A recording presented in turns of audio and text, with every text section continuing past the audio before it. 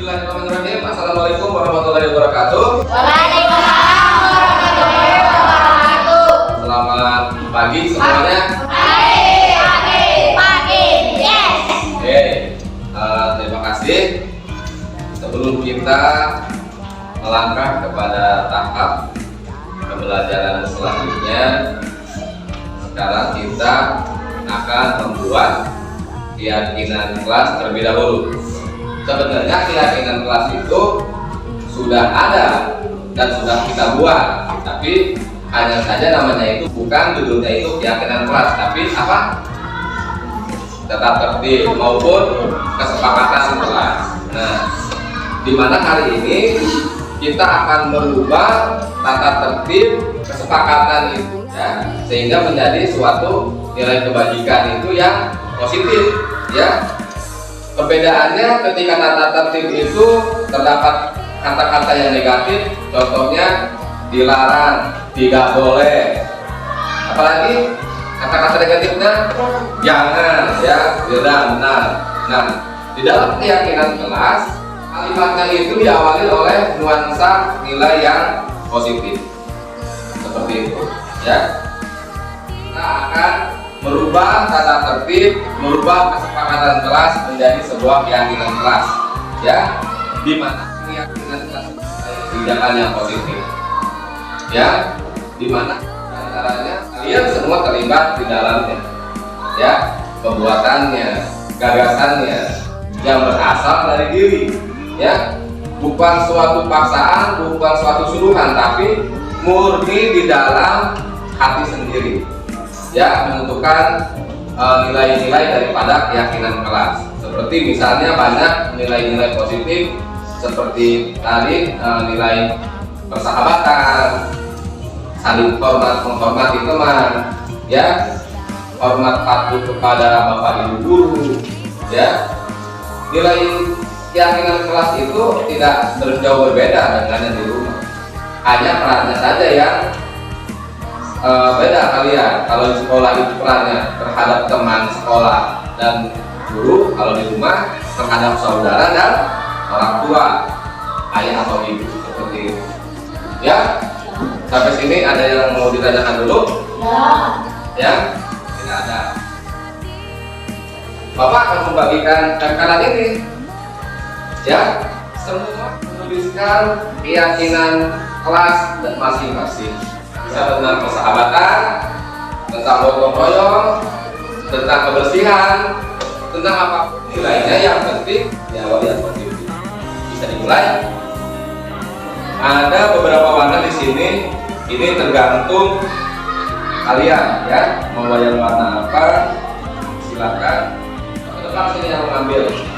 Mau warna apa gitu maksudnya? Ambil. Taruh catat. Dewi mau warna apa Dewi? Warna apa?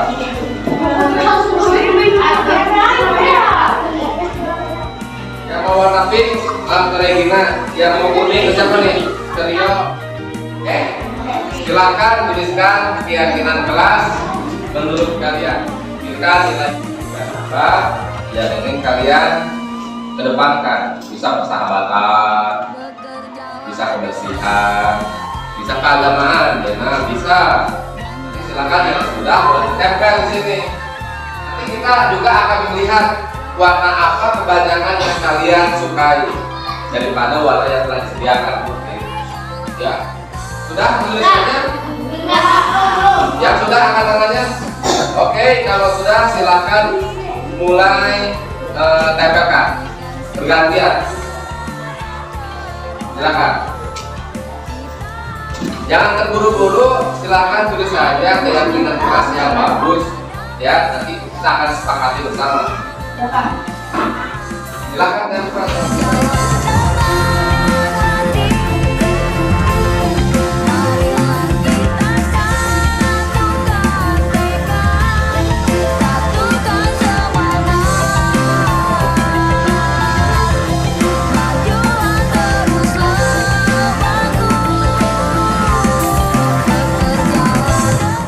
Nah inilah yang ada di sini, keyakinan ini ya kan, mungkin kan dari kalian sendiri tidak ada pasangan dari teman kalian, ada yang mengintimkan ke teman kalian. Contoh, Evan, kamu menuliskan tentang persahabatan aja. Dan seperti itu. Ini dari kalian sendiri kan? Jadi ketika sudah kita dapat keyakinan ini, tinggal selanjutnya kita menjalankan komitmen ini sesuai dengan keyakinan. Apa jika ada di kemudian hari melanggar keyakinan kelas ini? Nanti kita akan ditinjau, ya. Itu bisa kita laksanakan dengan menggunakan apa? Kalau ada pelanggaran atau kasus-kasus bisa diselesaikan dengan apa? Segitiga restitusi bisa digunakan seperti itu, ya. Baik, Bapak akan bacakan, ya, beberapa keyakinan kelas di sini yang sudah ada. Yang pertama, menghormati, menyayangi. Kemudian bergotong royong. Terus tentang kebersihan. Ada lagi kebersihan, menyayangi. Nah, sayang kepada teman. Ada lagi bergotong royong, kebersihan. Kemudian kenyamanan, ya. Jika ada yang membawa handphone ke sekolah, ketika pembelajaran berlangsung harus dimatikan. Boleh, itu yang bagus, boleh membawa handphone, tapi untuk digunakan dalam kegiatan pembelajaran. Dan ketika pembelajaran itu harus dinonaktifkan, seperti itu. Boleh, ya, bagus. Selanjutnya banyak nih, ada menghormati, gotong royong, mandiri, harus kreatif, mantap ini. Tidak membedakan sesama teman, ya, bagus. Ada lagi sopan dan santun. Ada sayang kepada teman, sejenguk teman ketika sakit. Laksanakan tugas, membantu, menolong, ya. Kalau membantu itu punya nilai kebajikannya, tolong menolong, ya. Kemudian yang terakhir apa ini? Coba keinginan apa? Kompak saat berdiskusi, berarti apa tuh? Keyakinan apa tuh? Bisa persatuan, ya, bisa persatuan, bisa gotong royong, seperti itu, ya. Nah, selanjutnya agar keyakinan ini agar mempunyai nilai hukum yang kita sepakati untuk dijalankan, dan di kemudian hari bila mana ada yang melanggar keyakinan ini, maka akan ada tindak lanjutnya, ya. Untuk itu semuanya harus menandatangani keyakinan kelas kita dan kita akan sepakati bersama. Ya, ya, bisa. Oke. Silakan ambil lagi warna, tulis nama kertas warna. Nanti dulu. Ambil lagi warnanya tanpa perebutan karena banyak disediakan. Tuliskan nama berikut dengan tanda tangan kalian. Nah, oke? Silakan.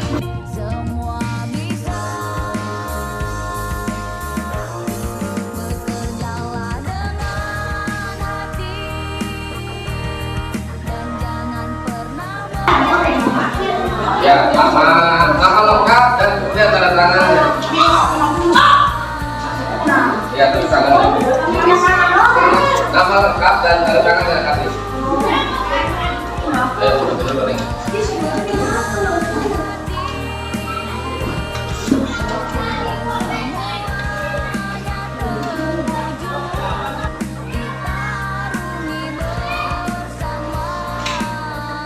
Sudah ditandatangani dan diberi nama?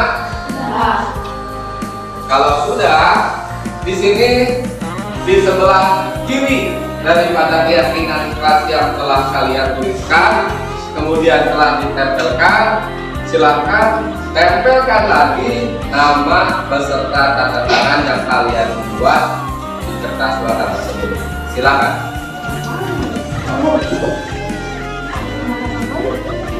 Ya, santai aja, santai.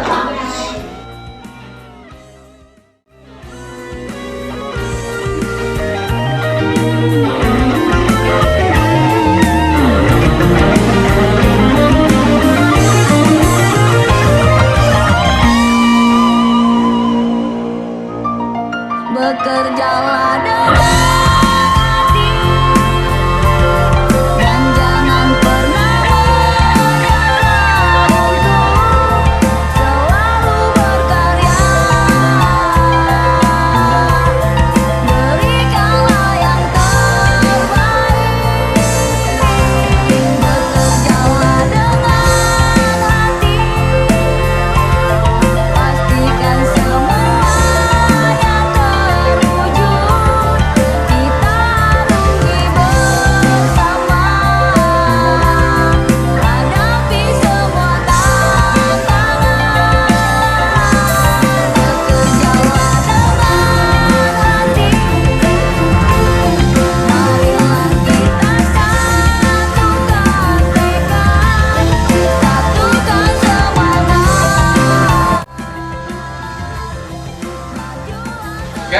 Sekali lagi di sini keyakinan kelas sudah terbentuk dan akan kita sepakati bersama dan sudah ditandatangani bersama.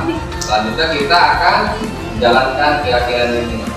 Kalau ada pelanggaran atau ada yang tidak mengindahkan, berarti nanti akan ada tindak lanjutnya. Bisa dipahami? Bisa? Oke, terima kasih. Keyakinan kelas 6 telah terbentuk.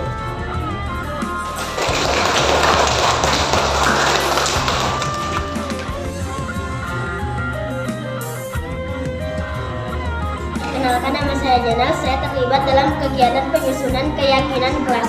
Guruku selalu menjelaskan fungsi dan kegunaan keyakinan kelas. Kami selalu mendiskusikan keyakinan kelas kami. Saya terlibat dalam kegiatan penyusunan keyakinan kelas. Guruku selalu menjelaskan fungsi dan kegunaan keyakinan kelas. Kami selalu mendiskusikan keyakinan kelas kami. Perkenalkan, nama saya Saskia. Saya terlibat dalam kegiatan penyusunan keyakinan kelas. Guruku selalu menjelaskan fungsi dan kegunaan keyakinan kelas. Kami selalu mendiskusikan keyakinan kelas kami. Nama saya Gung Gunawan. Saya terlibat dalam kegiatan penyusunan keyakinan kelas. Guruku selalu menjelaskan fungsi dan kegunaan keyakinan kelas. Kami selalu mendiskusikan keyakinan kelas kami. Nama saya Alia. Saya terlibat dalam kegiatan penyusunan keyakinan kelas. Guruku selalu menjelaskan fungsi dan kegunaan keyakinan kelas. Kami selalu mendiskusikan keyakinan kelas kami. Kenalkan, nama saya Kandi. Saya terlibat dalam kegiatan penyusunan keyakinan kelas. Guruku selalu menjelaskan fungsi dan kegunaan keyakinan kelas. Kami selalu mendiskusikan keyakinan kelas kami. Nama saya Radit. Saya terlibat dalam kegiatan penyusunan keyakinan kelas. Guruku selalu menjelaskan fungsi dan kegunaan keyakinan kelas. Kami selalu mendiskusikan keyakinan kelas kami. Saudaraku, aku yakin engkau bisa, kita yakin semua bisa. Bekerjalah dengan hati dan jangan pernah Bismillahirrahmanirrahim. Assalamualaikum warahmatullahi wabarakatuh. Waalaikumsalam. Alhamdulillah wa syukurillah wala haula wala quwwata illa billah. Selamat siang semuanya. Ya. Oke, pertama mohon maaf karena setelah pembelajaran selesai kita di sini berkumpul ya, diminta waktunya untuk bersama-sama bergabung dalam kegiatan diseminasi modul 1.4 tentang menyebarkan pemahaman dan penerapan pengalaman budaya positif. Bersama saya Bayu Prosipanata, calon guru penggerak angkatan 9 Kabupaten Lebak, Provinsi Banten. Oke. Namun sebelum kita mulai di sini saya ingin mengucapkan rasa hormat saya kepada satu kepala sekolah yang telah bersedia memfasilitasi, mendorong, mendukung kegiatan program guru penggerak di SDN 2 Cikamunding, Kecamatan Kilogram. Tak lupa kepada rekan sejawat yang selalu senantiasa memberikan masukan, memberikan bantuan, support, semangat, serta membantu penyelenggaraan program guru penggerak yang ada di SDN 2 Cikamunding. Sebelum kita mulai, mohon berdiri sejenak seluruhnya untuk kita sama-sama memandangkan atau menyanyi lagu Indonesia Raya.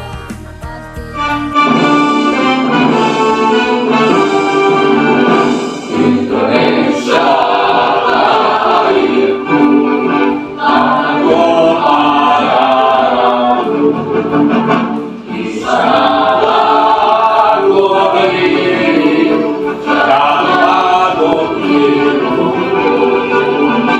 Indonesia bangsa dan tanah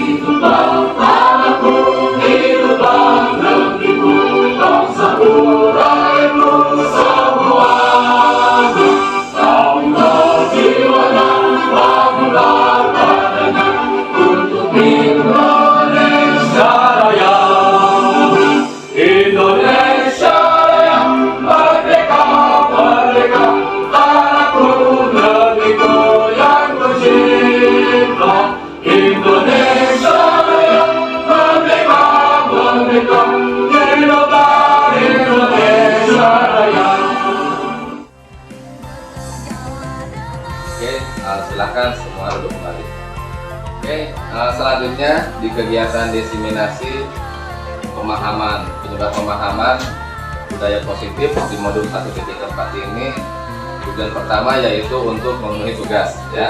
Di sini dalam modul 1.4 ini ada satu tugas, yaitu saya sebagai calon guru penggerak membuat aksi nyata di mana modul-modul yang telah dipelajari di modul 1.4 itu didiseminasikan di sekolah.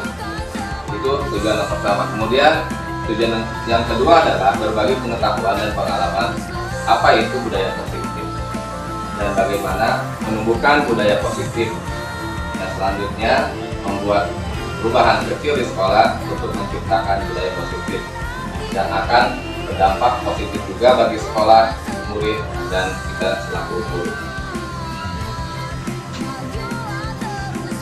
Nah, dalam penyebaran pemahaman ini di modul 1.4 tentang budaya positif terdapat 8 konsep inti. Yang pertama, perubahan paradigma belajar. Yang kedua, disiplin positif. Yang ketiga, nilai-nilai kebajikan. Yang keempat, kebutuhan dasar manusia. Yang kelima, motivasi perilaku manusia. Yang keenam, posisi kontrol guru. Selanjutnya, keyakinan kelas. Dan yang terakhir, segitiga retribusi.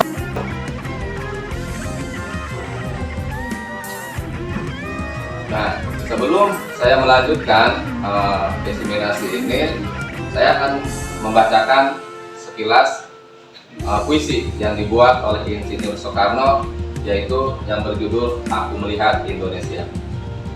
Jikalau aku berdiri di pantai Liep, aku mendengar lautan Hindia bergelora. Membanting di pantai Liep itu, aku mendengar lagu Saya Indonesia.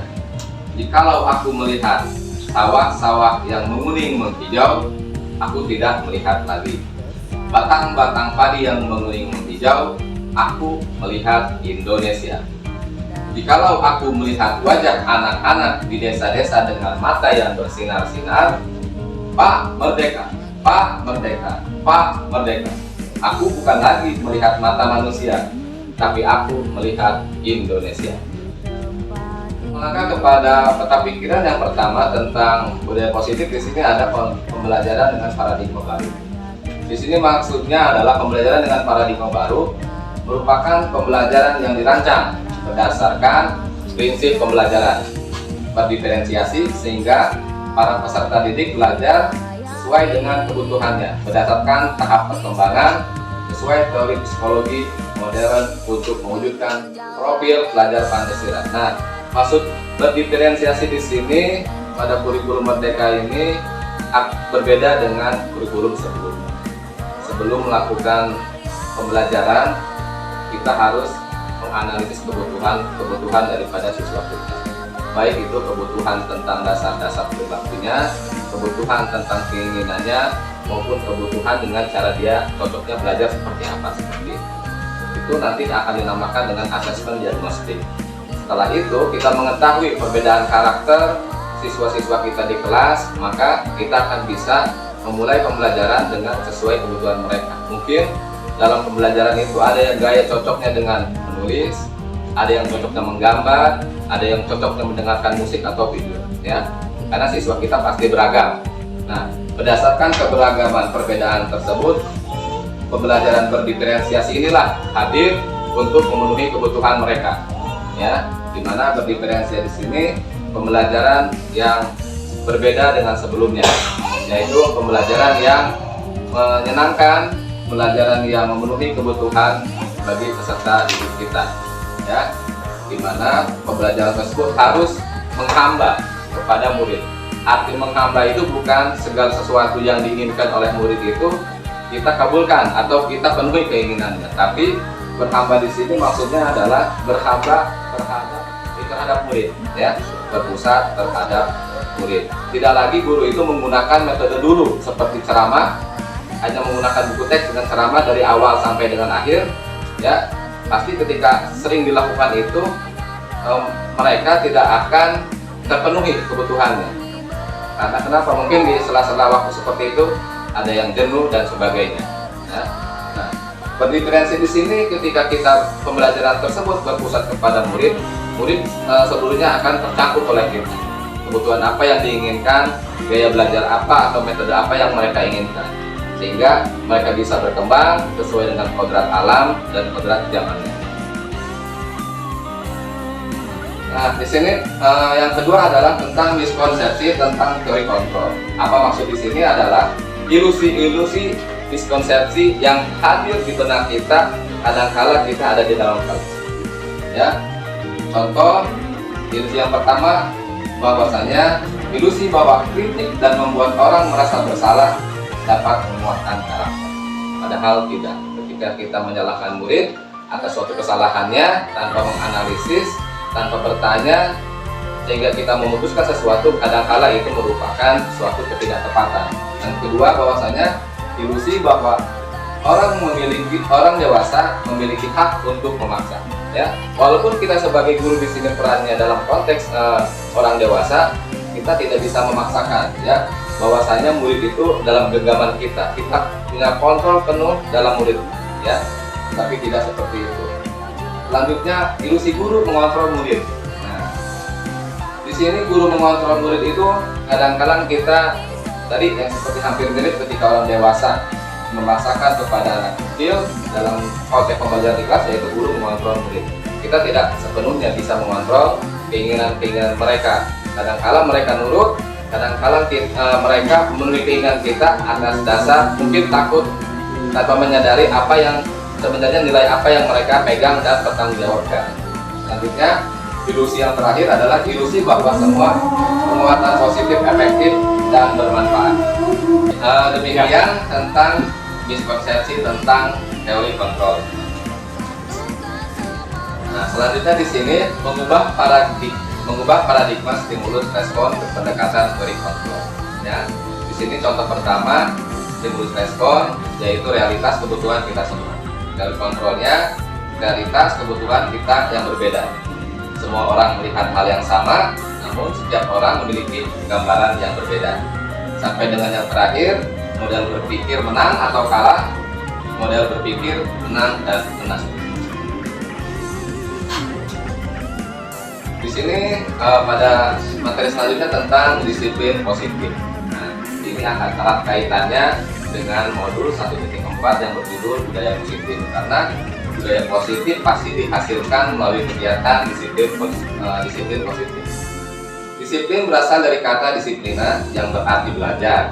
Disiplin mengacu pada disiplin diri yang memiliki tanggung jawab terhadap apa yang dilakukannya berdasarkan nilai-nilai yang diyakini. Artinya disiplin ini murni keinginan sendiri. Seharusnya terjadi seperti itu, tanpa dipaksakan, tanpa kita meminta, tanpa kita menyuruh. Kemudian, disiplin positif merupakan salah satu cara penerapan disiplin yang bertujuan untuk menumbuhkan kesadaran serta memberdayakan peserta didik tanpa imbalan atau penghargaan atau disebut kita reward, ancaman atau hukuman. Sebagai pendidik, tujuan kita adalah menciptakan peserta didik yang memiliki disiplin diri sehingga mereka berperilaku mengacu kepada nilai-nilai kebijakan yang universal dan memiliki motivasi intrinsik dari dalam perubahan perilaku ke arah yang lebih baik. Nah, di sini ada nilai-nilai kebajikan, yaitu nilai yang disepakati bersama dari suku bangsa, agama, bahasa maupun latar belakangnya.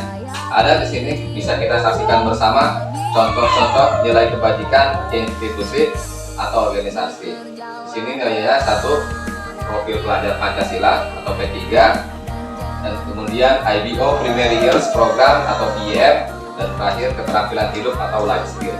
Ya, di sini ada nilai-nilainya, di mana pelajar profil Pancasila di sini banyak kita terapkan sekarang, dan kurikulum kita juga sudah menggunakan kurikulum Merdeka, di mana tujuan dari pandangan filosofis Ki Hajar Dewantara mewujudkan profil pelajar Pancasila. Selanjutnya ada kebutuhan dasar manusia. Kebutuhan dasar manusia adalah segala sesuatu yang kita lakukan untuk mendapatkan apa yang kita inginkan. Seluruh tindakan yang kita lakukan memiliki tujuan tertentu, dan semua usaha terbaik yang kita lakukan adalah dalam rangka agar kebutuhan dasar kita terpenuhi dengan baik. Pasti apapun tingkah laku yang kita lakukan maupun peserta didik memiliki kebutuhan dasar mereka. Contoh hal ketika mereka aktif dalam kelas, baik itu aktif dalam hal positif dalam pembelajaran maupun aktif dalam membuat suatu pelanggaran dalam keyakinan kelas. Contoh, ada siswa yang membuat nangis temannya, ya. Mereka ada kebutuhan dasar yang ingin dia penuhi. Mungkin di situ mereka ingin diperhatikan, ya, membutuhkan perhatian dari guru yang berlebih, ya, sehingga membuat dia aktif dan ingin diperhatikan. Itu salah satu contohnya. Nah, 5 kebutuhan dasar manusia: 1. Bertahan hidup, kasih sayang dan rasa terima, penguasaan, kebebasan, kesenangan. Di sini ada poin-poin daripada kebutuhan dasar bertahan hidup. Nah, ini bisa kita akses ya, dari makanan, pakaian, tempat tinggal, ini primer. Kasih sayang dan rasa diterima, penguasaan, harga diri, contohnya keinginan untuk dianggap, memimpin, berprestasi, diakui. Kemudian kebebasan, mandiri, memilih hak pilihan, mencoba hal baru, mampu mengendalikan arah dirinya. Kesenangan, bermain humoris, antusiasme atau tertawa.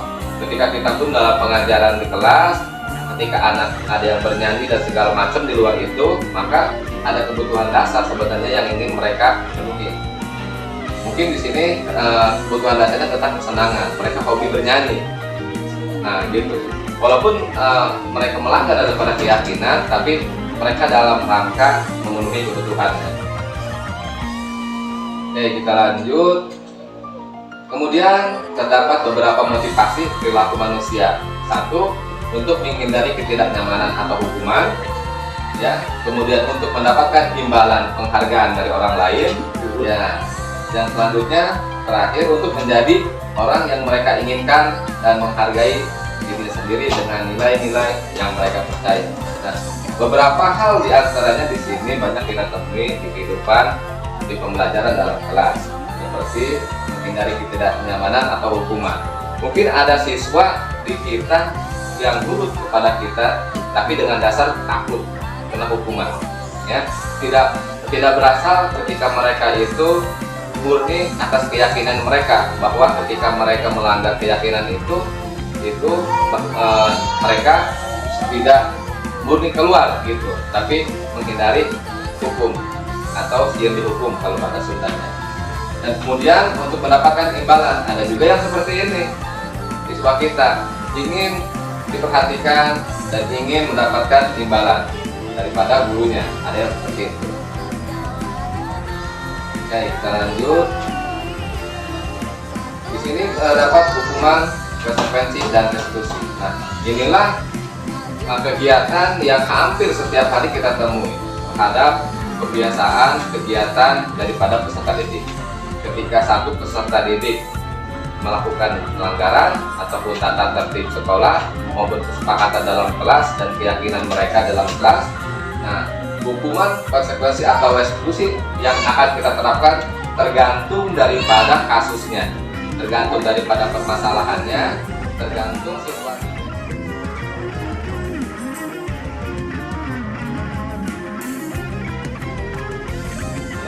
Hukuman itu tidak terencana atau tiba-tiba.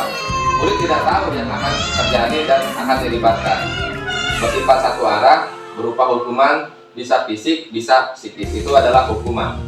Konsekuensi di sini terencana, disepakati sesuai peraturan. Mereka tahu bahwa ketika melanggar pelanggaran atau tata tertib itu mereka mendapatkan suatu teguran, tapi mereka melanggarnya, ya. Padahal mereka tahu, tapi sengaja maupun tidak sengaja mereka telah melanggarnya. Lain halnya dengan restitusi adalah proses menciptakan kondisi bagi murid untuk memperbaiki kesalahan. Di sini, nah inilah yang saya tadi ceritakan, bahwasanya ini sering dipraktekkan oleh Pak Adu, di mana ketika ada kasus atau permasalahan dalam kelas, Pak Adu itu selalu melakukan dialog, bertanya dulu, ya, apa yang telah dilakukan mereka, apa mereka yakin melakukan kesalahan, apakah kesalahan itu sesuai dengan tata tertib di sekolah atau keyakinan kelas, kemudian apa tindakan mereka untuk menembus kesalahan tersebut, dan apa yang akan mereka lakukan untuk memperbaiki kesalahan tersebut. Ya, di sini dialognya sering dipraktikkan oleh Pak Adu. Selanjutnya ada juga dihukum oleh penghargaan. Saat kita berulang kali menjanjikan hadiah kepada anak agar perilaku bertanggung jawab, atau kepada seorang murid agar mempelajari sesuatu yang baru, atau kepada seorang karyawan agar melakukan pekerjaan yang berkualitas dengan diiming-imingi oleh suatu penghargaan, kita sedang berasumsi mereka tidak dapat melakukannya atau mereka tidak akan memilih untuk melakukannya. Nah, di sini poin pentingnya, ya, kita sedang berasumsi mereka tidak dapat melakukannya. Kenapa? Contoh hal mungkin di sini sering ditemui baik di sekolah maupun di rumah. Ya, ketika seorang ayah mungkin meminta sesuatu hal untuk anaknya dalam melakukan sesuatu, kemudian ada iming-iming hadiah. Sering terjadi, pasti pernah ya, sering. Itu kenapa? Karena kita khawatir bahwasanya anak tersebut tidak bisa, sehingga kita memacu motivasinya melalui dengan penghargaan atau imbalan atau reward. Ya, padahal di titik demikian kita sudah berasumsi bahwa mereka tidak dapat melakukannya. Oke, selanjutnya ada di sini 5 posisi kontrol guru. Mari kita lihat apa saja. Yang pertama di sini, guru itu sebagai pembuat rasa bersalah. Ya, di sini ada posisi guru itu sebagai pembuat rasa bersalah. Nah, kemudian ada sebagai pemantau. Selanjutnya penghukum. Selanjutnya posisi kontrol guru memposisikan sebagai teman, dan yang terakhir tingkatan paling tinggi di sini tingkatan sebagai manajer. Di mana posisi kontrol guru ini sebagai manajer yaitu katanya paling tinggi, ya, di antara yang sebelumnya dari 4 sebelumnya. Perbedaannya adalah ya, ciri-cirinya di sini pembuat rasa bersalah adalah dengan nada suara memelas, ya, halus, sedih, dengan bahasa tubuh merapat kepada anak atau peserta didik. Selanjutnya sebagai pemantau suaranya datar, ya, bahasa tubuhnya formal. Dan kemudian sebagai penghukum nada suaranya tinggi, naik, ya, dengan bahasa tubuh diantaranya bisa dengan mata melotot sambil menunjuk-nunjuk peserta didik atau menghardik juga. Ya, kemudian teman suaranya nada suara ramah, akrab, dan bercanda. Bahasa tubuhnya pun rapat pada murid, mata dan senyum yang ditakan. Itu yang 5 posisi kontrol sebagai guru. Nah, kemudian di sini ada contoh kasus, terdapat contoh kasus, contoh penerapan 5 posisi kontrol guru. Satu, kasus di sini adalah siswa tidak memakai atribut ketika upacara bendera. Ya. Nah, di sini ada 2, ya, ada 2 masuk kemana ini? Di sini contohnya sebagai penghukum, maka kontrol guru di sini tersebut adalah hormat pada bendera selama 1 jam. Nah, di sini guru memposisikan sebagai penghukum ketika memerintahkan siswa tersebut untuk hormat pada bendera selama 1 jam. Dan yang kedua, di sini sebagai pembuat rasa bersalah, ya, dengan apa keterangannya? Berapa kali ibu atau bapak harus memberitahu kamu selalu mengecewakan bapak atau ibu, ya. Ini pembuat rasa bersalah. Dan kemudian sebagai teman seperti apa? Nah, bahasanya adalah ayo dong ikuti aturan sekolah, tolong bantu ibu ya, atau tolong bantu bapak ya, sekali ini ya sudah tidak apa-apa, atau lain kali jangan sampai berbuat seperti ini lagi ya. Bahasanya seperti itu kurang lebih. Dan kemudian sebagai pemantau, ya, pemantau di sini hanya kamu sudah melanggar peraturan sekolah, kamu tahu konsekuensinya. Kalau upacara kamu beli atributnya ke koperasi dan jangan diulangi lagi, ya, hanya sekilas dasar saja sebagai pemantau. Kecuali di sini tingkat yang paling tinggi adalah yang sebagai manajer, ya. Apakah kamu tahu kesalahanmu? Nah, setelah mereka tahu, melanggar atau tidak keyakinan kelasnya telah digali, maka melanjut kepada yang selanjutnya, yaitu mempertanyakan kira-kira bagaimana caranya untuk memperbaiki kesalahan kamu. Ini adalah posisi kontrol guru sebagai manajer. Nah, kemudian pada sesi yang selanjutnya, marilah kita mencoba memposisikan beberapa kasus yang akan ditanyakan di dalam slide, ya. Kira-kira berdasarkan kasus itu berada di mana posisi kontrol guru tersebut. Yang pertama, nah, ada kalimat saya kecewa sekali dengan kamu, ya. Saya kecewa sekali dengan kamu. Kira-kira menurut rekan-rekan, menurut bapak sekolah juga, kira-kira kalimat seperti ini guru tersebut memposisikan dirinya sebagai siapa? Teman, atau sebagai pemantau, penghukum, atau sebagai manajer, atau sebagai pembuat rasa bersalah. Mana? Ada masukannya? Ada yang mau menjawab? Ibu Mani? Pemantau, Ibu Mani pemantau. Kalau Bapak? Manajer. Kalau Bapak kepala sekolah? Teman. Sebagai teman. Kalau dari Ibu Yayu? Membuat rasa bersalah. Kalau dari Pana? Penghukum. Oke. Lihat ya, posisi kontrol apakah aku, yaitu membuat rasa bersalah. Hebat Ibu Yayu. Ya. Menerawang, bisa menganalisis kasus, ditempatkan di mana pembuat rasa bersalah ini, ya. Kasus selanjutnya adalah kalimatnya seperti ini. Kamu tidak pernah benar melakukannya. Kamu tidak pernah benar melakukannya. Maka posisi kontrol tersebut guru memposisikannya sebagai apa? Sebagai manajer Pak yang tadi ya. Sebagai apa Pak? Warni?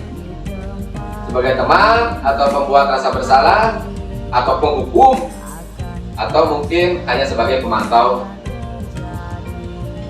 Dari Ibu Yayu ingin menyampaikan tanggapannya. Kira-kira ini posisinya sebagai apa guru tersebut? Pemantau. Oke, kita lihat apakah benar di sini sebagai pemantau. Di sini penghukum, ya. Ditandai dengan apa?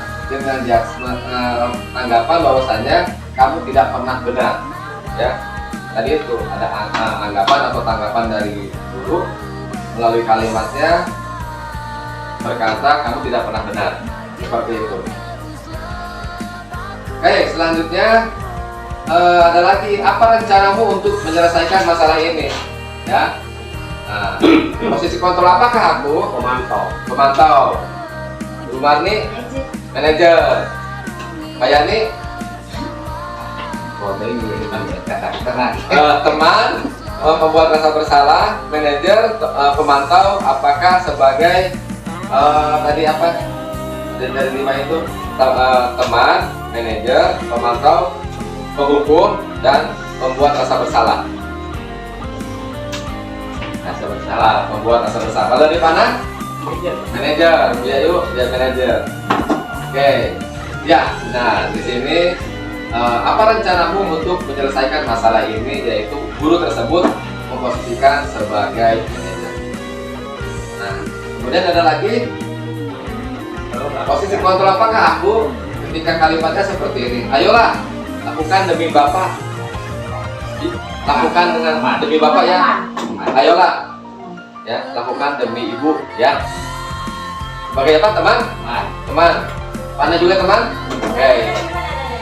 Ayolah, lakukan demi Bapak atau Ibu ya. Ayo. Mau memantau. Oke, coba kita lihat sini. Sebagai manajer. Ya, sebagai manajer.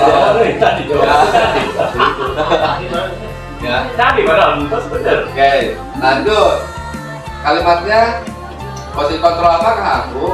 Kamu tidak pernah mendapatkan nilai jika tidak mengerjakan tugas. Ada apa tuh? Penghukum, pemantau, manajer, pemantau.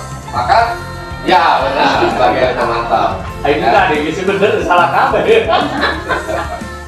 Oke, kita lanjut. Nah, untuk selanjutnya adalah tentang keyakinan kelas, ya. Keyakinan kelas di sini berarti di sini pertanyaannya yang muncul adalah mengapa harus keyakinan kelas?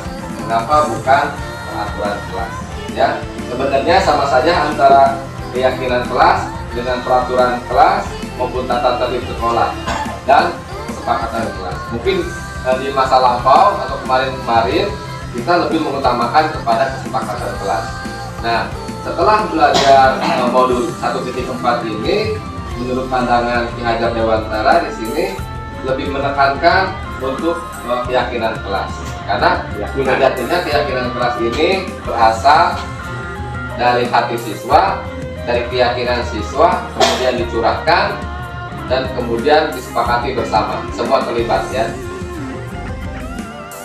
Nah, keyakinan kelas merupakan nilai-nilai kebajikan atau prinsip-prinsip yang universal, disepakati bersama secara universal pula, lepas dari latar belakang suku, negara, bahasa maupun agama.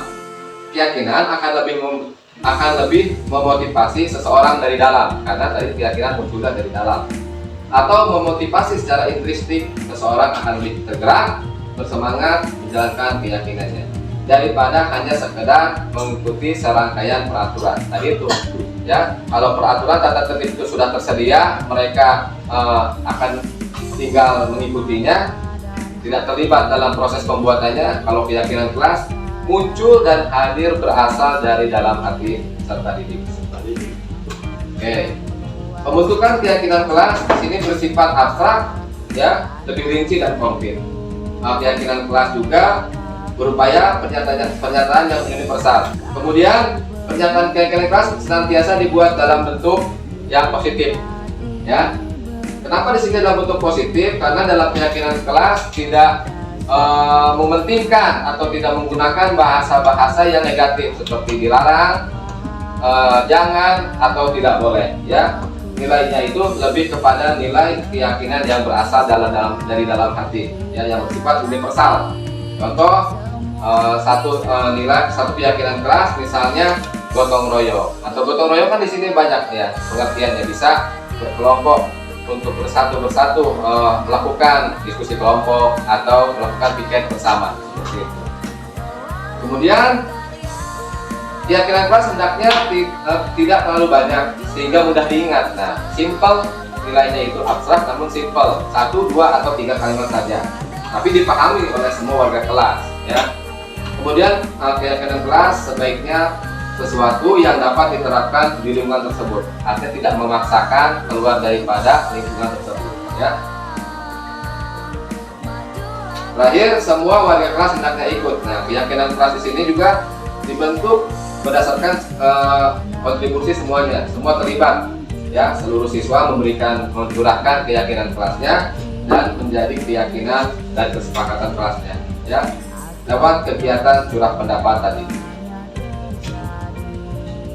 Beberapa di sini adalah contoh keyakinan kelas, ya. Di sini ada beberapa contoh keyakinan kelas seperti hormat. Nah, tadi itu bahasanya lebih konkret, ya, bahasanya tidak konkret, artinya hanya universal bahasanya, tapi mudah dipahami. Contohnya hormat ya keyakinannya, ya.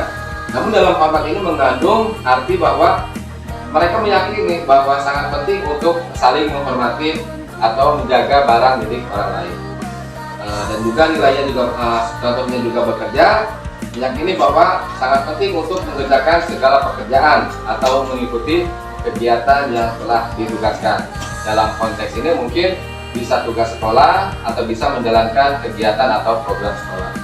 Kemudian contoh yang terakhir juga diterima dan dimiliki, ya, itu globalnya, dan mengandung artian bahwasanya meyakini bahwa sangat penting untuk merasa diterima pada suatu kelompok, ya, tidak membeda-bedakan, ya.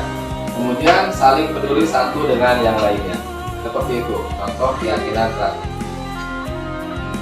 Dan yang terakhir, segitiga restitusi adalah suatu proses dialog yang dijalankan oleh guru, ya, atau orang tua. Kenapa oleh guru dan orang tua? Karena kegiatan ini bisa dilakukan di sekolah maupun di rumah, ya. Untuk apa? Untuk menghasilkan murid yang mandiri, dan bertanggung jawab. Ya, kegiatan restitusi ini terdapat beberapa langkah, diantaranya nanti. Nah, ada 3 langkah di sini atau 3 tahapan. Yang pertama adalah menstabilkan identitas, kedua validasi tindakan yang salah, dan yang terakhir menanyakan keyakinan. Ini lebih lengkapnya. Untuk yang pertama, dalam menstabilkan identitas itu mempunyai prinsip membuat kesalahan adalah bagian dari proses pembelajaran. Ya. Nah, tidak semerta-merta bahwasanya ketika siswa kita salah, kita langsung menghukum, kita langsung memiliki pandangan bahwasanya anak tersebut selalu salah dan akan selalu salah. Ya. Dan terlebih daripada kesalahan itu kan sebenarnya hal yang wajar. Setiap orang pasti punya kesalahan, pasti pernah melakukan kesalahan. Tidak terlepas kita juga sebagai gurunya, kita sebagai gurunya itu selalu sempurna. Pasti juga kita juga sebagai guru adalah manusia, pasti tidak pernah melakukan suatu kesalahan. Ya, cuman di sini untuk apa kegiatan ini? Untuk mencari solusi, ya, bersama-sama antara murid dengan peserta didik, dengan guru, bisa juga anak dengan orang tuanya di rumah, ya, mencari solusi bersama. Kemudian tahapan yang kedua adalah validasi tindakan yang salah. Berdasarkan prinsip ini, setiap perilaku berupaya memenuhi suatu kebutuhan tertentu, yaitu artinya ketika mereka melakukan kasus atau kesalahan, mereka punya dasar atau mereka punya latar belakang alasannya. Ya, itu yang harus kita gali, itu yang harus kita ketahui untuk membuat kebijakan atau memutuskan suatu hal ke depannya seperti apa. Ya, di sini bisa beberapa kalimat yang digunakan, atau diantaranya di sini kriteria kalimatnya adalah kamu pasti punya alasan mengapa melakukan itu, padahal kamu bisa melakukan yang lebih buruk dari itu. Kamu patut bangga karena telah melindungi sesuatu yang penting bagimu. Kamu melakukannya karena mempertahankan sesuatu yang penting bagimu. Ada juga mungkin suatu kesalahan dari peserta didik, mereka melakukannya atas dasar mempertahankan sesuatu yang penting. Contoh, pernah di sekolah kita, ya, beberapa waktu kemarin ada kejadian 3 orang, Ilman, Willy kemarin, dan siapa kemarin tuh, Iqbal, ya. Mereka bersih tegang, ya, terjadi adu mulut hanya karena kenapa siapa namanya? Bukan, Willy membela Ilman gitu. Karena Ilman itu didorong sedikit oleh Iqbal, seperti itu. Ya, ini kenapa? Mungkin bagi Willy Ilman itu mungkin sahabat yang baik baginya, mungkin, ya, punya nilai yang lebih tinggi bagi Willy. Nah, untuk menanyakan keyakinan ini berdasarkan teori kontrol bahwa pada dasarnya kita termotivasi secara intrinsik, artinya muncul dari dalam diri, ya. Mengapa? Karena keyakinan kelas ini adalah nilai-nilai yang telah disepakati, ya. Seperti apa gambaran sebuah kelas yang ideal menurut kamu, atau kita bisa menanyakannya, kamu ingin menjadi orang yang seperti apa.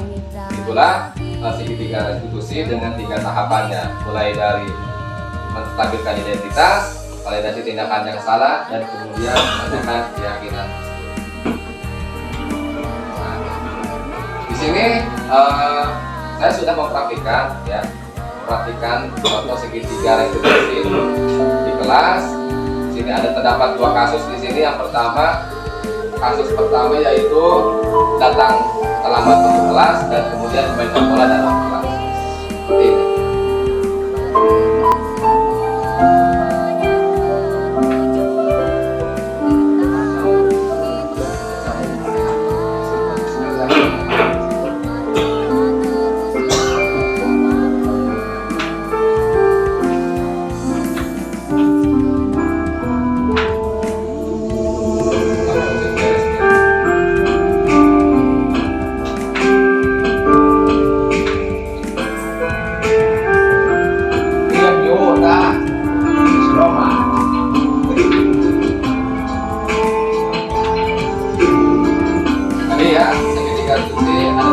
Yaitu menstabilkan identitas, kemudian yang kedua validasi tindakan yang salah, dan terakhir menanyakan keyakinan.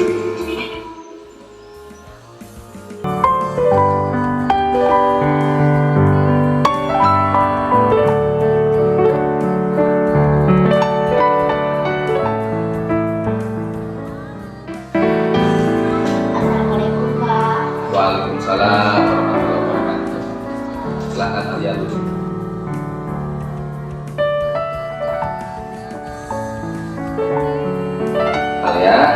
Alia tahu tidak alasan mengapa Alia siang ini Bapak panggil ke sini? Iya, saya karena saya masuk sekolah.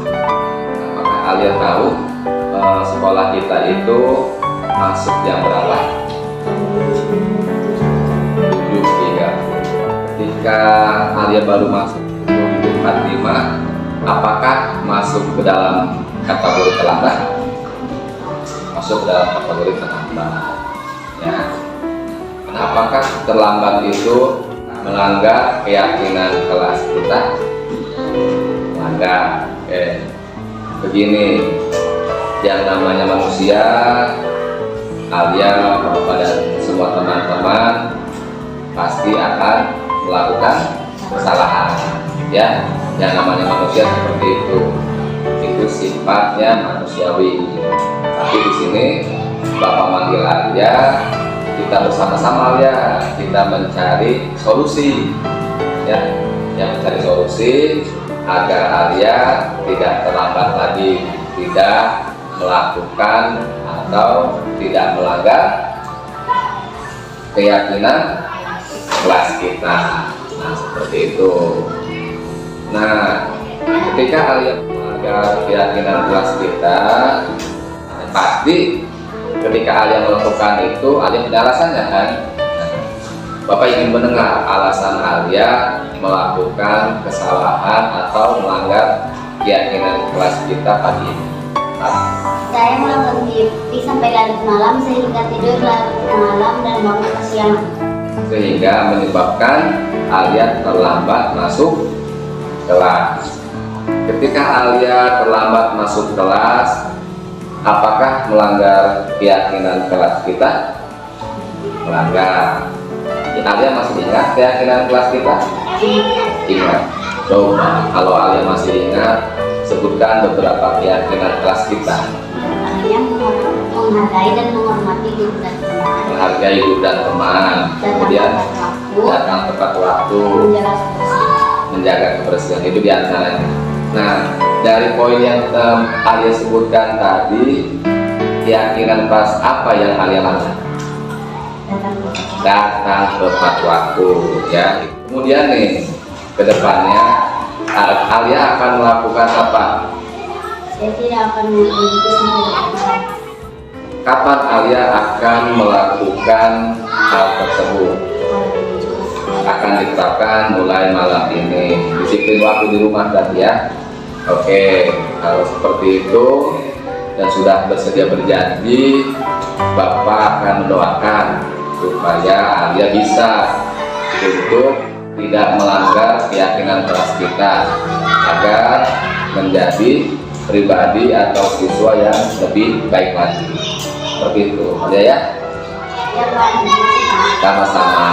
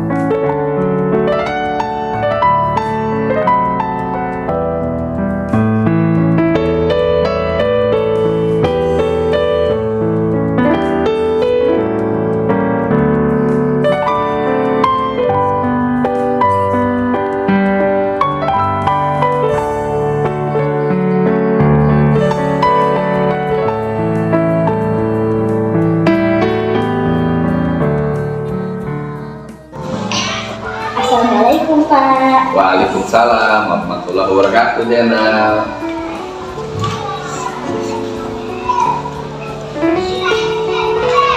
Jenal, Apakah Jenal tahu kenapa Jenal dipanggil ke sini?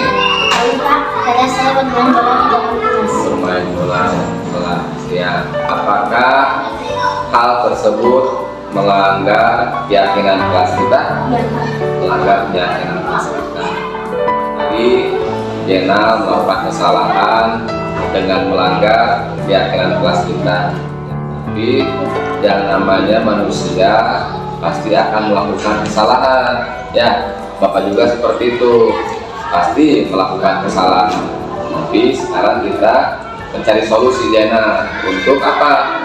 Untuk agar Jenal kedepannya itu tidak melakukan kesalahan. Seperti itu. Ya, siap?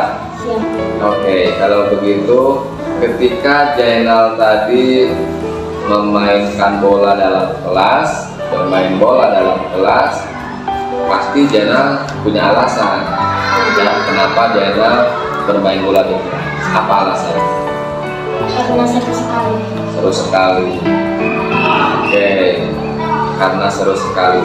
Ketika Jenal bermain bola di kelas, adakah keyakinan kelas kita yang Jenal langgar? Apa? Menghormati dan menghargai. Hormati dan menghargai. Jenal masih ingat beberapa keyakinan kelas kita? Kalau masih ingat, tolong sebutkan keyakinan kelas kita. Menjaga kebersihan kelas, Ya. menghormati dan menghargai, datang tepat waktu. Tadi keyakinan kelas yang Jenal langgar itu yang mana? Menghargai dan menghormati. Menghargai dan menghormati. Kemudian setelah itu, kedepannya nih, apa yang akan Jenal lakukan? Saya tidak akan bermain bola di dalam kelas lagi. Nanti solusinya kita dapatkan ya. Solusi untuk Jenal itu berarti tidak bermain bola lagi di dalam kelas. Apakah Jenal berjanji? Oke. Kalau Jenal bersedia berjanji, dalam hati Jenal bersedia berjanji untuk tidak melakukan kesalahan lagi, Bapak doakan agar Jenal bisa menepati janjinya dan menjadi siswa yang lebih baik. Gitu. Iya Pak, terima kasih. Oke, sama-sama Jenal. Sekarang Jenal mau apa yang akan dilakukan oleh Jenal sekarang? Sekarang saya tidak akan bermain bola di dalam kelas lagi. Oke, sudah tahu ya solusinya ya. Tapi solusinya adalah tidak bermain bola dalam kelas lagi. Oke, terima kasih Jenal waktunya. Silakan boleh Jenal melanjutkan aktivitas.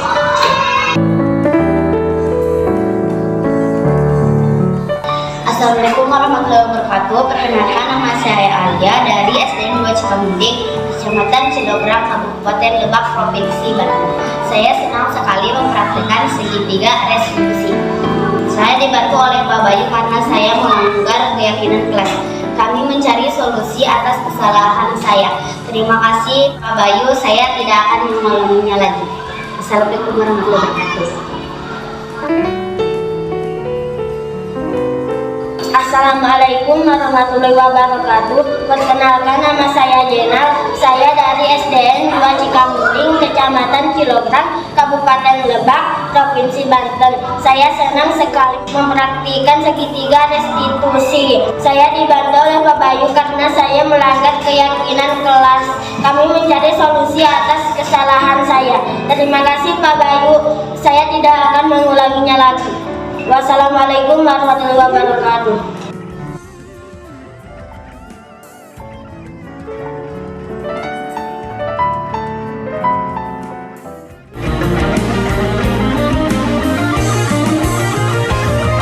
Seperti yang kali ini telah disampaikan, bahwasanya budaya positif itu terbagi-bagi tentang pemikirannya, dan tadi telah ditayangkan bersama-sama kita saksikan.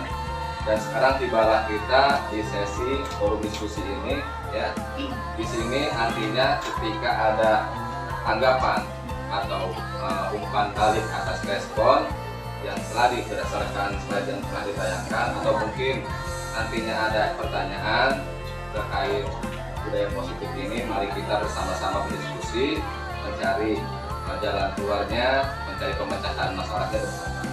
Dan kemudian kemudian ada sedikit penguatan mungkin bagi rekan-rekan di sini siapa saja nanti terhadap saya ya, terhadap slide yang ditayangkan ini kedepannya agar perjalanan budaya positif ini khususnya di sekolah kita ini jadi lebih baik lagi.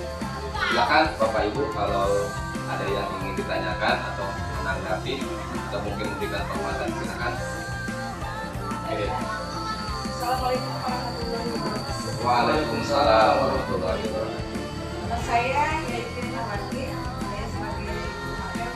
Saya mau bertanya, apa yang dapat kita lakukan sebagai pendidik agar murid kita bisa menerapkan budaya positif? Itu aja Pak. Terima kasih. Oke, pertanyaan dari Bu Yayu adalah bagaimana menerapkan peserta didik untuk berbudaya positif. Seperti itu mungkin yang lebih sederhananya. Oke, dari rekan-rekan ada yang ingin menjawab dulu? Mungkin ada masukan? Tidak ada, kalau tidak ada, izinkan saya untuk mengawalinya untuk mencoba menjawab pertanyaan dari Ibu Yayu.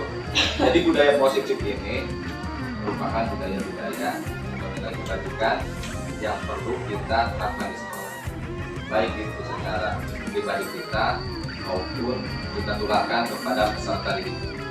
Nah, sekarang pertanyaannya, bagaimana kita untuk menerapkannya agar murid kita juga bisa melaksanakan budaya positif seperti itu? Maka menurut pribadi saya, Bu Yayu ya, hal yang pertama kita berikan pemahaman dulu terhadap peserta didik itu tentang budaya positif dulu. Apa itu budaya positif? Apa itu nanti penerapannya diciptakan oleh apa dulu ya? Kalau menurut saya di sini budaya positif ini bisa diciptakan kalau kita juga bisa menerapkan tentang disiplin positif ini. Ya, disiplin positif di sini bermakna sangat luas sekali, terutama mengawali kita dari kita dulu ya. Bagaimana murid kita untuk bisa berbudaya positif jika kitanya pun selaku pendidik tidak bisa memberikan among atau panutan atau teladan terhadap murid kita. Nah, berarti langkah-langkahnya yang pertama mungkin kita memberikan pemahaman di kelas kita masing-masing tentang pentingnya budaya positif di sekolah. Dan kemudian kita juga secara konsisten sebagai pendidik di sini kita juga memperlihatkan contoh atau teladan seperti apa budaya positif yang kita tularkan kepada peserta didik. Baik itu dari sikap kita, dari tingkah laku kita maupun ucapan kita di depan peserta didik agar mereka ketika melihat kita pun tertular seperti itu budaya positif yang kita bangun selama ini seperti itu. Dan keduanya mungkin kita tegakkan disiplin positif di sini. Disiplin positif banyak caranya kita tegakkan di dalam kelas-kelas, salah satunya dengan membuat keyakinan kelas seperti itu. Bagaimana Bu Yayu, ada tambahan? Terima kasih Bu Yayu. Ada yang lain dari rekan-rekan? Oke, dari Ibu Nia. Oke, siap Ibu Nia. Assalamualaikum warahmatullahi wabarakatuh. Waalaikumsalam warahmatullahi wabarakatuh. Saya Nyarus Mewati, mengajar di kelas 6. Ya. Mau bertanya Pak, untuk saat ini kan banyak sekali ya Iya. anak-anak yang super asik, karena mungkin zamannya juga udah berbeda. Iya. Kalau dulu kan zamannya anak-anak itu walaupun dibimbing dengan guru yang sedikit bisa ya, tapi kalau sekarang banyak anak-anak yang super asik. Nah, yang saya tanyakan, bagaimana cara kita menangani atau membimbing anak yang super asik di kelas? Oke, pertanyaan yang bagus. Oke. Waalaikumsalam. Terkait pertanyaannya tentang keaktifan yang dimiliki oleh murid kita, mungkin akan berkenaan atau berkaitan dengan nilai-nilai kebajikan atau kebutuhan dasar manusia ataupun motivasi perilaku manusia. Bisa juga kita memposisikan kontrol kita nanti ya. Untuk yang pertama, ada suatu nilai-nilai kebajikan di sini, diantaranya seperti nilai profil pelajar Pancasila, kemudian ada IBO Primary Years Program, dan juga keterampilan hidup. Ini adalah nilai-nilai yang seharusnya tertular yang ada di sekolah kita. Dan kemudian untuk mengatasi bagaimana bagaimana ketika murid kita ada yang aktif atau super aktif mungkin di kelas kita harus mengawalinya untuk memahami karakter seperti itu tentang kebutuhan dasar manusia. Keaktifan tersebut pastinya mereka juga mempunyai alasan atau tujuan tertentu apa yang mereka lakukan itu untuk apa atau seperti apa dan tujuannya untuk apa. Nah, dari sini, dari keaktifan mereka di kelas itu ada suatu kebutuhan dasar dari manusia, ya. Ini ada kebutuhan dasar yang mereka ingin penuhi sebetulnya, ya. Bukan karena mereka nakal, bukan karena mereka itu mempunyai kelainan atau kebutuhan khusus, tapi sebenarnya ada kebutuhan dasar yang ingin mereka penuhi, ya. Di sini menurut Bapak Ibu tentang kebutuhan dasar daripada murid kita itu ketika mendapati murid kita aktif di kelas itu, aktifnya kan berbeda, bukan aktif dalam segi pembelajaran mungkin ya.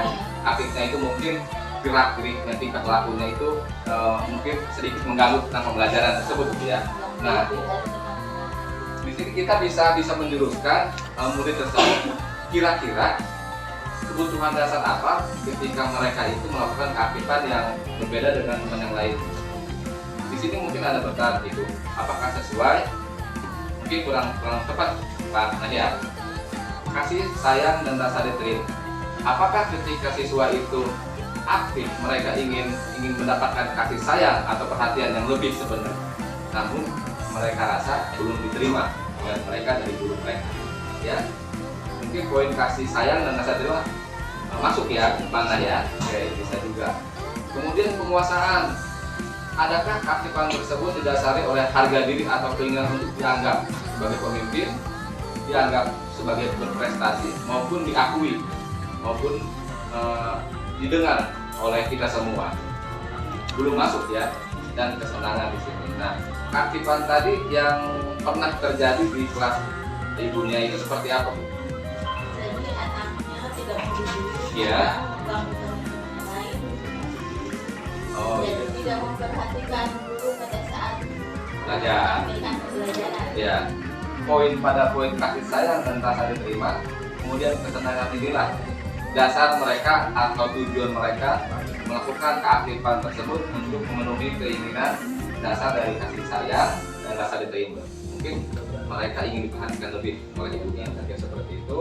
Dari pertanyaan ibunya itu, alasannya itu adalah ini, dalam rangka memenuhi kebutuhan dasar dari kasih sayang dan rasa diterima, dan juga dari segi kesenangan yang dimiliki.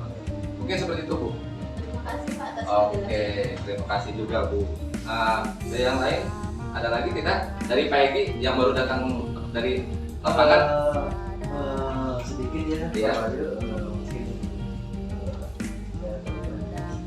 Ya. ada sedikit pertanyaan. Ya.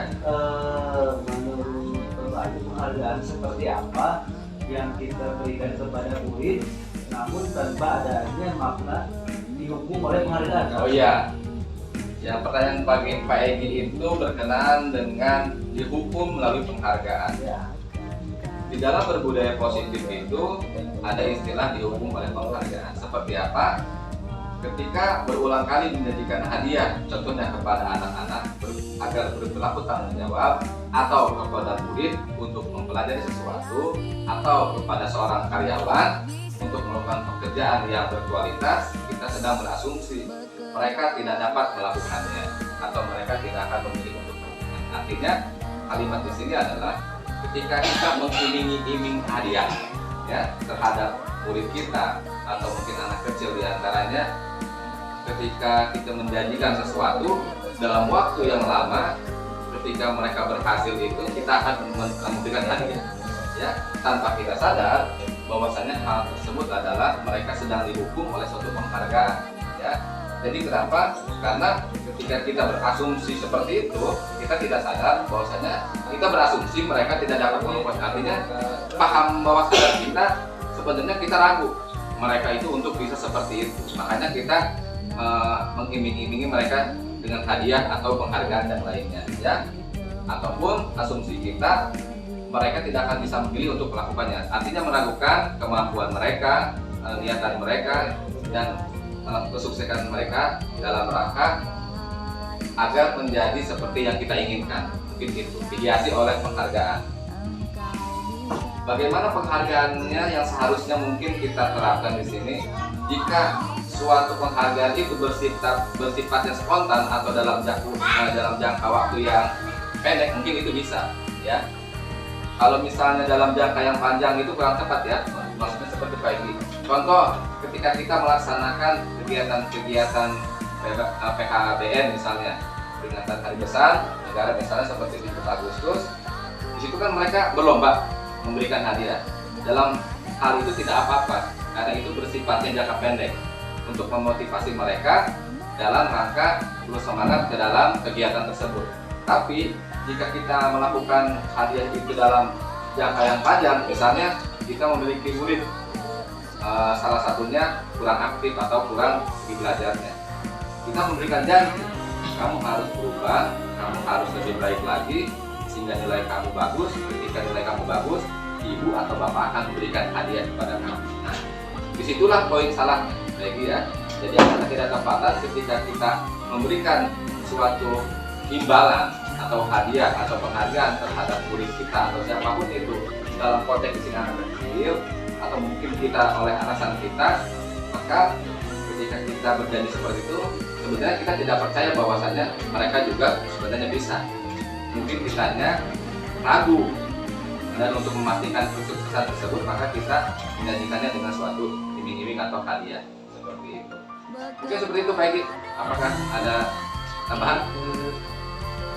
Memang ketika kita menjadi tenaga ya, Iya. mungkin kita ada rasa untuk mendorong motivasi semangat belajar siswa. Kadang kan jujur saya pribadi, kadang kita saya suka mengimbing reward. Ya, Ibu. Kan maksud dari reward itu untuk memacu semangat Ya. siswa dalam belajar atau mencapai tujuan Ya, belajar. Namun ada yang mengatakan bahwa reward itu jangan salah memberikan reward, katanya. Iya, betul. Nah, pertanyaan saya, reward yang seperti apa kira-kira yang pantas kita berikan kepada siswa agar istilahnya tidak, jangan misalnya rewardnya berupa uang atau misalnya hadiah, Iya. makanan kayak gitu kan. Kalau kata saya pernah mendengar tuh waktu itu lagi apa namanya, di jangan bermasalah istilahnya materi. Wah, karena kan kita itu dari awal pengen supaya anak itu dalam pembelajaran itu supaya semangat gitu. Nah, kira-kira menurut Pak Bayu, Iya. reward yang seperti apa yang sepantasnya kita berikan? Sementara kan dengan tadi nilai itu Iya. salah kan, Iya. karena kita tidak mempercayai. Nah, itu. jadi seakan-akan ketika kita memberikan janji atas apa yang mereka lakukan, kita tidak percaya. Nah, itu. Sebenarnya mereka itu bisa tanpa kita melakukan janji atau memberikan reward. Namun di sini reward seperti apa yang layak diberikan? Di antaranya reward itu bisa dengan apresiasi, dengan kita memberikan motivasi, dengan kita memberikan kalimat-kalimat yang bisa membangun mereka. Contohnya ketika mereka melakukan kebaikan atau peningkatan apa, bisa kita memberikan dengan kamu hebat, ya, dengan pujian, benar Pak Nah, ya, dengan pujian, sehingga mereka akan tersemangati. Dan di sini juga secara tidak langsung kita memenuhi kebutuhan mereka untuk dihargai, ya, untuk diakui atas apa yang telah mereka lakukan. Jadi kalau berbentuk hadiah untuk sifatnya jangka panjang itu memang tidak tepat, karena akan membentuk karakter mereka itu berfokusnya saya tuh, ya, melakukan ini agar hadiah. Seperti mungkin kita tidak sadar di rumah ada anak kecil atau seorang anak, orang tua menyajikan hadiah. Kalau kamu juara 1 misalnya, ibu kasih hadiah, belikan tas misalnya. Nah, khawatirnya fokus mereka itu terhadap tas, bukan dari proses menjalani pembelajaran tersebut agar lebih baik lagi. Seperti itu. Jadi betul kata Pak Ben, terima kasih Tanah ya telah membantu menemukan jawaban. Konsistensi dari pujianlah yang terus menerus kita berikan di kelas, baik itu secara spontanitas maupun ketika mereka melakukan sesuatu kegiatan atau sesuatu yang kita harapkan tanpa dengan hadiah. Hadiah bisa, tapi lebih tepatnya kalau hadiah itu untuk jangka pendek saja, tidak untuk jangka panjang. Karena untuk jangka panjang itu ada proses panjang yang benar-benar mereka harus menjiwainya, dan pembentukan keyakinan dari mereka itu adalah untuk perbaikan diri, bukan untuk karena hadiah tersebut. Mungkin seperti itu. Peggy, gimana Peggy? Ya, cukup. Oke, terima kasih Peggy. Terima kasih, Bro. Siap. Ada lagi yang ingin bertanya atau memberikan sesuatu tanggapan, kritik? Ya, enaknya kritik nih bagi saya pribadi. Kita silakan ada yang ingin memberikan. Pak Adu mungkin ingin bersuara, silakan Pak Adu. Ya, Pak ya. Oke. Assalamualaikum warahmatullahi wabarakatuh. Waalaikumsalam warahmatullahi wabarakatuh. Silakan ya, Pak. Ya, Ya. ya. Tapi di sini hanya memberikan kekuatan untuk kita. Tadi apa yang telah ya rasanya sangat sudah saya sudah menjelaskan ya. Mungkin sudah akan saya memberikan kekuatan kepada kita. Ya.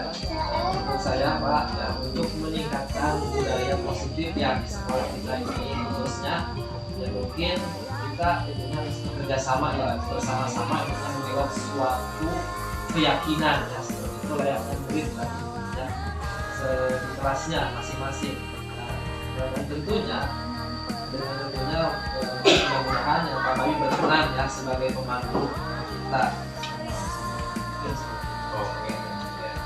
Terima kasih. Assalamualaikum warahmatullahi wabarakatuh. Waalaikumsalam. Terima kasih Pak Adu telah memberikan penguatannya. Di antaranya di sini mungkin suatu gagasan dari Pak Adu dan juga rekomendasi mungkin ya. Ingin kita seperti murid, kalau di murid kita itu di kelas pasti semuanya memiliki keyakinan masing-masing. Berdasarkan dari nilai-nilai kebajikan mereka, apa yang mereka yakini dan itulah yang akan mereka kerjakan. Mungkin kita juga bisa mengimplementasikannya di ruangan kerja kita di sini, keyakinan kantor kita mungkin ya. Jadi nilai-nilai apa saja, nilai-nilai kebajikan yang universal, tentunya yang umum, yang menurut kita nih, dalam dasar hati kita seperti apa nilai peran kita sebagai guru di sini, maka kita juga akan meningkatkan budaya positif itu seperti nilai gotong royong kita, persaudaraan mungkin ya. Jadi mungkin maksud Pak Adu kita membuat itu ya seperti di kelas itu. Ini sangat bagus Pak Adu. Oke. Insya Allah kita bersama-sama saja ya. Terima kasih Pak Adu, penguatannya sangat luar biasa. Waalaikumsalam. Oke, tadi ada beberapa 5 posisi kontrol guru ya. Nah, di antaranya tadi kita sebagai guru harus memiliki 5 kontrol itu. Di antaranya yaitu sebagai penghukum ya. Penghukum, sebagai teman, membuat rasa salah, memantau, dan yang terakhir ada sebagai manajer. Mungkin terakhir sebagai manajer ini ya, yang menurut saya paling terakhir ini, paling tinggi tingkatan, paling bagus. Jadi kalau kata-kata terakhir tidak berusaha, berarti ini yang terakhir. Ya, oke. Terima kasih Pak Nasruddin. Benar bahwasannya posisi 5 kontrol ini memang benar adanya, harus kita miliki. Unsur penghukum harus kita miliki, unsur teman apalagi, kemudian rasa pembuat bersalah juga bisa patut kita miliki. Sebagai pemantau juga kita mesti lakukan, bahkan sebagai manajer juga harus kita mampu untuk melakukannya. Agar apa? Karena berdasarkan suatu masalah, suatu kasus, beragamnya perbedaan karakter dari murid kita, 5 posisi kontrol ini kita akan tempatkan, kita akan gunakan kontrol ini tergantung dari situasi dan tergantung dari permasalahannya. Jika mungkin hanya sekedar pelanggaran keyakinan kelas dalam kategori ringan, mungkin kita bisa memposisikan diri sebagai teman saja ya, dengan nada suara kita masih ramah, akrab, dan sambil bercanda. Kamu jangan seperti itu lagi ya, nah seperti itu. Atau mungkin tingkatannya mereka sudah berulang kali melakukan kesalahan, sudah berulang kali melakukan pelanggaran, maka mungkin kita bisa naikkan status kita di tempat ini sebagai penghukum bisa, ya. Namun tadi itu menghukumnya itu tidak bisa kita gunakan atau tidak boleh menggunakan fisik, ya. Apapun itu tidak boleh menggunakan fisik, hanya saja sebatas perbaikan untuk mereka. Kemudian di sini benar kata Pak itu bahwasanya manajer inilah yang penting. Artinya di sini manajer ini dari 5 posisi kontrol guru ini kastanya paling tinggi, di mana seorang manajer ini akan ada suara yang tulus, bahasanya juga tidak kaku, sehingga pendekatannya ke murid itu lebih dapat secara psikologinya.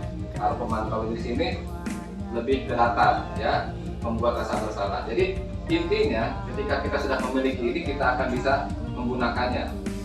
Kapan kita menggunakannya dan seperti apa menggunakannya itu tergantung dengan situasi, tergantung dengan kasusnya atau pelanggarannya, tergantung juga dengan perbedaan daripada murid kita itu sendiri. Begitu menurut Pak Nahrudin. Oke, seperti itu. Oke, ya. Nah, sampailah di penghujung ini untuk mengakhiri diseminasi ini.